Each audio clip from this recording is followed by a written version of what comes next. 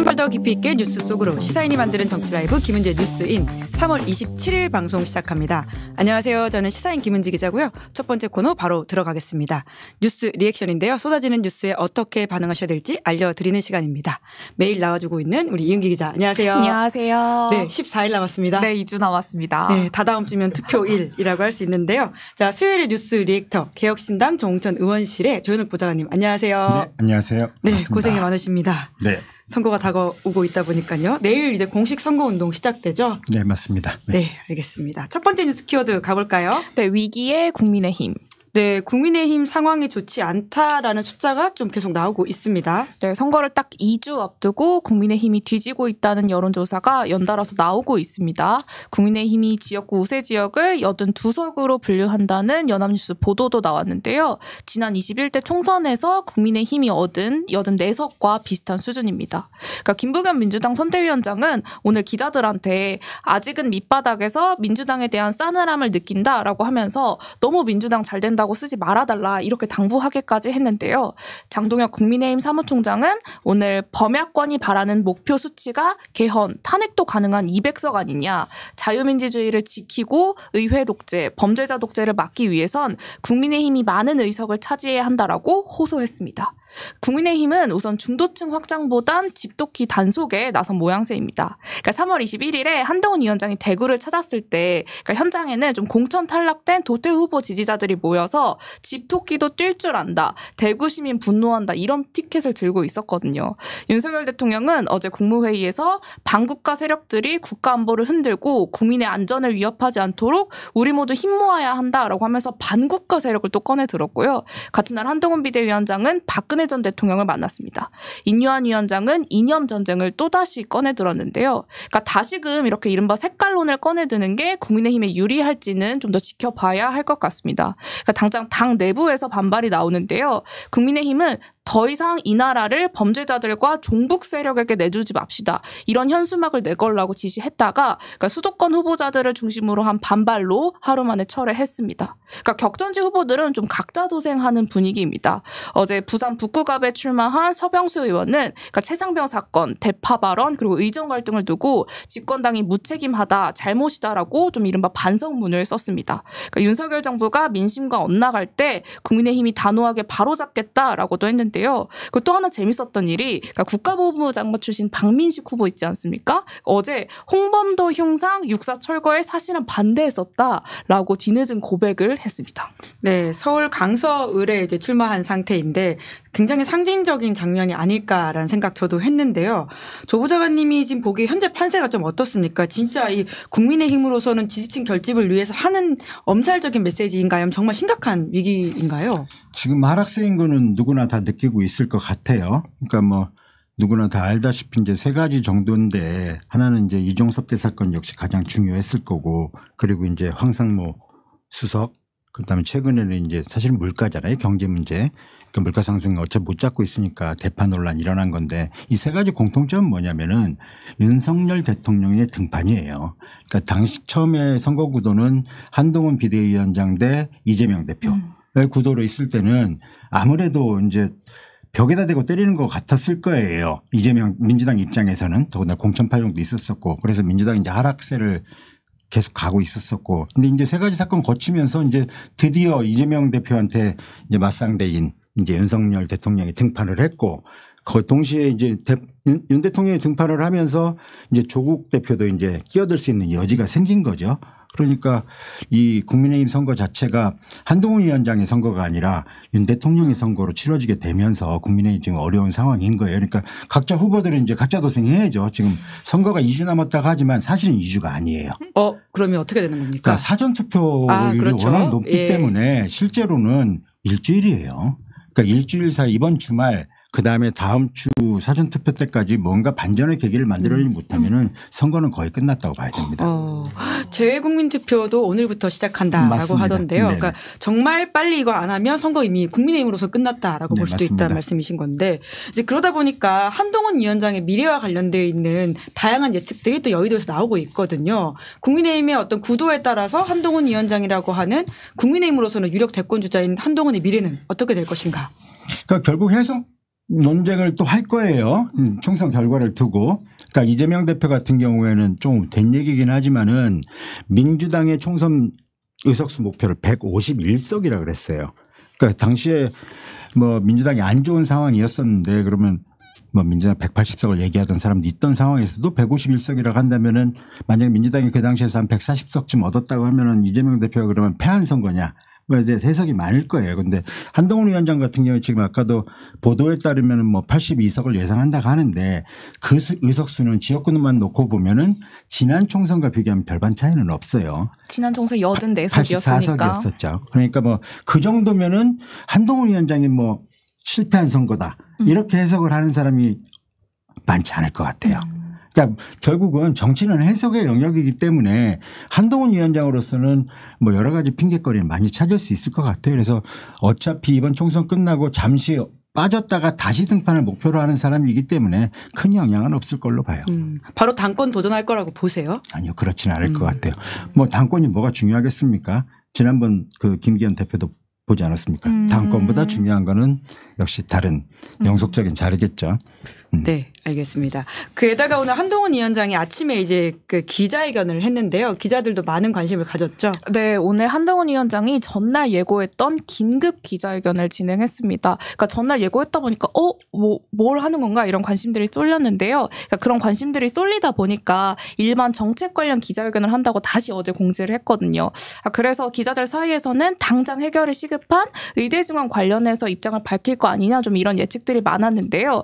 예상과 달리 한동훈 위원장은 국회를 세종시로 완전 이전해야 한다고 주장했습니다. 이 발표 직전에 국민의힘 당사, 그러니까 이른바 백드롭이라고 하는 저 뒤 배경을 바꿨는데요. 그러니까 보시면 4월 10일 여의도 정치 끝내는 날이라고 적혀 있고요. 오늘자 조중동 1면에 낸 광고도 국민의힘에서 낸 광고도 정치가 여의도에서 나와 국민 속으로 출근합니다. 였습니다. 그러니까 정치 개혁이라고 말하지만 그러니까 여의도 정치와 좀 국민의 대결 구도로 그러니까 현재 정권 심판론 국면을 좀 전환하려고 하는 의도를 읽히는데요. 그러니까 국회 세종 이전도 좀 이미 진행되는 사업이잖아요. 지난해 10월 국회가 그러니까 상임위 일부와 그리고 예산정책처 등 세종시로 이전하는 법안을 통과시키기도 했고요. 그러니까 다만 국회를 완전히 이전하기 위해선 개헌이 필요하다 이런 주장도 있습니다.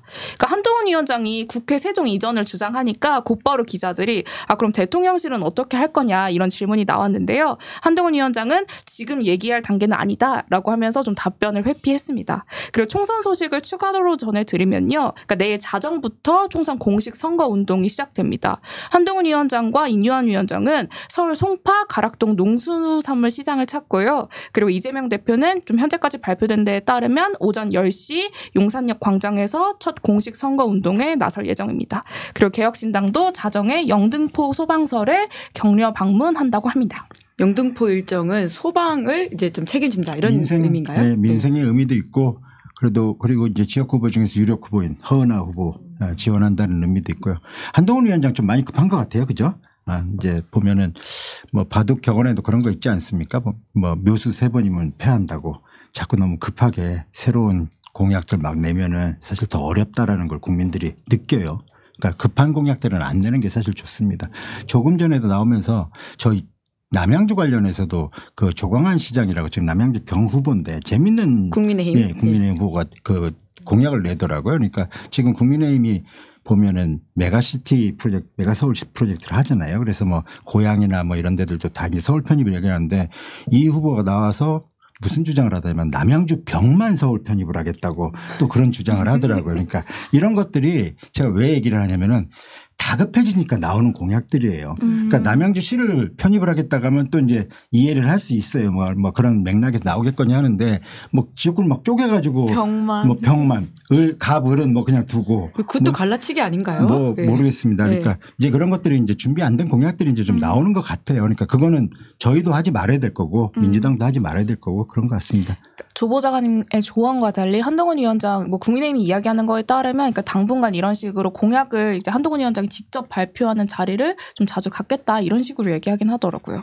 네, 급하다 이 말씀이 보여주는 체합니다. 장면. 네. 급하면 체한다. 그렇습니다. 자, 조보 작가님의 말씀을 잘 새겨 들으면서 두 번째 키워드 넘어가 볼까요? 네, 이재명 총선 전날도 재판. 네, 이재명 대표의 재판이 총선 시간표와 맞물려 돌아가고 있다라고요? 네, 이재명 대표는 4월 10일 총선까지 대장동, 성남FC 그리고 백현동 관련 배임 뇌물 혐의 재판에 참석하기 위해서 3차례 더 법원에 출석해야 합니다. 그러니까 현재까지 고지된 일정에 따르면 총선 전날인 4월 9일에도 출석을 해야 되는데요. 그러니까 이재명 대표 측은 너무나 가혹하다 이렇게 반발했지만 재판부는 불출석하면 구인장을 발부하겠다라고 하면서 강경한 입장을 고수했습니다. 그러니까 한편 어제 이재명 대표가 윤석열 정권을 비판하는 과정에서 그러니까 비유를 하나 들었는데요. 그러니까 매만 때리고 사랑이 없고 계모 같다라고 말해서 그러니까 또다시 이재명 대표의 설화가 도마에 올랐습니다. 그러니까 여당은 곧바로 재혼 가정을 비하했다고 비판했는데요. 이재명 대표는 조금 전 예를 든 거 가지고 말꼬투리 잡는데 진지하게 국정에 임하는 게 어떻겠느냐 이렇게 재반박을 했습니다. 그리고 오늘 조국혁신당 대표는 기자회견을 열고 검찰개혁, 국정원개혁, 감사원개혁, 경찰개혁 그리고 기획재정부 개혁 등 권력기관 개혁 공약을 발표했습니다. 그러니까 오늘 또 검찰 독재를 조기에 종식하겠다라는 기존의 메시지를 강조했는데요. 그러니까 조국 대표는 그 한동훈 비대위원장의 국회 세종시 이전 공약에 대해서는 그러니까 찬성한다라고 하면서 그러니까 노무현 정부 시절 추진하다가 관습 헌법이란 이유로 무산된 수도 이전도 해야 된다라고 하면서 대법원, 헌재, 감사원, 대검도 이전해야 된다고 주장했습니다. 네, 저희가 이제 선거 전망에 대해서 아까도 이야기를 했는데요. 이제 상대적으로 민주당과 조국혁신당에 대한 선거 전망이 좀 밝아지고 있는 분위기이긴 합니다. 이제 그러다 보니까 오늘 장동혁 국민의힘 사무총장은 이제 200석 탄핵 개헌연대가 이루어질 수도 있다라는 식의 이야기를 하면서 그걸 막아야 된다라고 이야기했거든요. 그럴 거라고 보세요? 그 뭐 공포 마케팅인데 저는 공포 마케팅도 그렇고 그다음에 연대를 통해 가지고 우리가 개헌선을 확보해야 된다거나 아니면 탄핵 연대를 만들어야 된다거나 두 주장 다 보면은 유권자에 대해서 좀 너무 무시하는 거라는 생각이 들어요. 탄핵을 의결할 수 있죠. 국회에서 200석이면은 충분히. 그런다고 탄핵이 실제로 이루어지는 건 아니잖아요. 헌재에서 헌법과 중대한 법률 위반이 있어야 되는 거고 개헌도 마찬가지입니다. 국회에서 200명이 개헌을 통과시킨다고 하더라도 국민투표를 해야 돼요.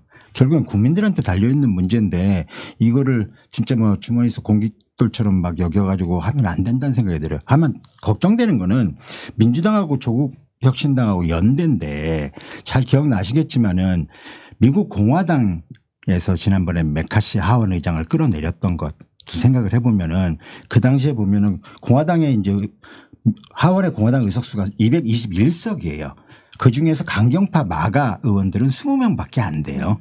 이 연대가 이루어지게 되는 경우에 사실 강경파의 목소리가 더 큽니다. 그러니까 220명 중에서 20명의 목소리가 주도하게 될 거예요. 그러니까 저는 걱정스러운 거는 뭐 조국혁신당이 좋다 나쁘다를 떠나가지고 매운맛 짠맛 같은 강경파의 목소리가 훨씬 더 도드라하게 보여지는 거는 우리 정치에 좋은 건 아니에요. 네. 자, 세 번째 뉴스 키워드 드디어 개혁신당 소식입니다. 네. 감사합니다.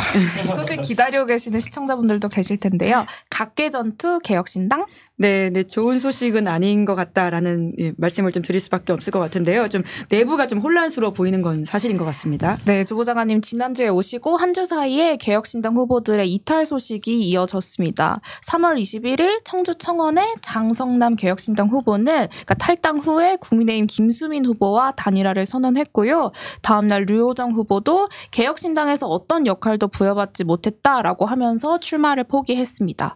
양양자 원내대표도 좀 지도부와 상의 없이 언론에서 그러니까 단일화 가능성을 내비쳤다가 좀 철회한 모양새인데요. 오늘 천하람 선대위원장은 개혁신당은 국민의힘이든 다른 정당이든 단일화에 당연히 반대하고 제지하는 입장이라고 하면서 모든 지역구 후보들이 역전말로 홈런을 칠 수 있도록 하겠다 이렇게 이야기했습니다. 네, 개혁신당 상황을 좀 더 자세히 말씀해 주시죠. 아니 뭐 각계전투하고 후보들이 이제 그런 결정들을 하는 거는 뭐 두 가지 이유인 것 같아요. 뭐 뻔히 아시겠지만 이제 개혁신당 지지율이 이제 지지부진한 건 이제 현실적인 거고, 그다음에 두 번째로 실존적인 고민이 있죠. 그러니까 선거를 치르게 되면은 뭐 통상 한 2억 정도, 뭐 2억 앞뒤로 해가지고 언저리 정도 지역구에서 예, 후보가 들어 이제인데 선거비 보전을 받으려면은 뭐 15% 절반 받으려고 해도 10% 이상 득표를 해야 되는데 현재 개혁신당 지지율이 그 정도 안 나오니까 어느 정도 전국적 지명도가 있지 않은 후보들 같은 경우 굉장히 어려운 상황일 거예요. 그런 현실적인 고민을 하고 있을 테니까 뭐 충분히 이해는 되는 건데 그러니까 저는 이런 생각을 해요. 그러니까 지지율 문제가 우리가 곰곰이 보면은 불과 한 연말서부터 이준석 대표가 이제 탈당을 하고 뭐 저희도 1월 달에 탈당을 하고 원칙과 상식 의원들 탈당하고 이 과정을 보면은 12월 말서부터 보면은 그 소위 3지대에 대한 국민들의 지지가 굉장히 컸었어요. 제일 높을 때는 뭐 30% 40%까지도 갔었잖아요. 그 다음에는 어느 당한테 갔었냐면 그 많은 지지가 국민의힘한테 갔던 거고 지금은 이제 민주당과 조국혁신당한테 많이 갈려 있어요. 앞으로 향후 일주일 2주일 동안은 이 3지대에서 국민의힘 그리고 민주당으로 갔던 지지가 다시 국민의힘으로 갈지 아니면은 3지대로 올지 이거는 모르겠어요. 저도. 근데 저희 희망으로는 3지대한테도 공간을 좀 열어주지 않을까라는 생각이 들어요. 그러니까 3지대는 두 가지 길밖에 없어요. 정말 완전히 폭망하든지 아니면은 의미 있는 성과를 내던집니다. 근데 투표하면 결과가 나옵니다. 전 투표율이 좀 높아지길 기대하고 있어요. 네. 실제로 좀 높을 거라고 보세요. 기대와 달리 전망은 어떠세요? 저는 오히려 그러니까 좀 대척점에 서 있긴 하지만 조국혁신당의 등장이 투표율을 끌어올리는 데는 상당히 역할을 하는 것 같아요. 네. 그럼 마지막으로 몇 석 예상하시나요? 저희는 목표는 10석입니다. 10석. 네. 자, 저희가 계속해서 선거 관련된 소식 전해드리고 있는데요. 오늘은 여기까지 좀 해야 될 것 같습니다. 3월 27일 뉴스 리액션 여기까지 하고요. 두 분 수고 많으셨습니다. 네, 고맙습니다. 감사합니다. 네, 곧 이어서 김종대 전 의원과 함께하는 정치 풀악셀 시작됩니다. 오늘 운전석에는 김종대 전 의원 그리고 보조석에는 박주민 민주당 의원과 함께 최상병 사건 이야기해 보겠습니다. 구독, 좋아요, 알림 설정 누르시면서 잠깐만 기다려주세요.